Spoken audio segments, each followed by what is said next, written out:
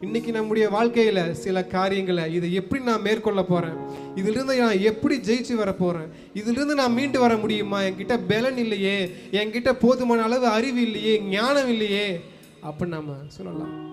ஆனா அன்றைக்கு யோசபாத்தும் ஜனங்களும் தங்ககிட்ட இருக்கிற அந்த கொஞ்ச பலத்தை வைத்து அவர்கள் செய்தது ஒரே ஒரு காரியம்தான். தங்கள் தேவனாகிய கர்த்தரை அவர்கள் நோக்கி பார்த்தார்கள்.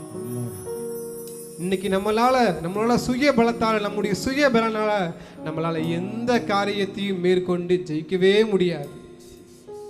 ஆண்டவர் சொல்றாரு, வேலைக்காரரின் கண்கள் எஜமானனை நோக்கி இருக்குமா போலவும், வேலைக்காரின் கண்கள் எஜமாட்டியை நோக்கி இருக்குமா போலும், எங்கள் கர்த்தர் எங்களுக்கு இரக்கம் செய்யும் வரைக்கும் எங்கள் கண்கள் உண்மையே நோக்கி இருக்கிறது ஆண்டவரின்னு சொல்லிட்டு சங்கீதக்காரன் சொல்றாரு.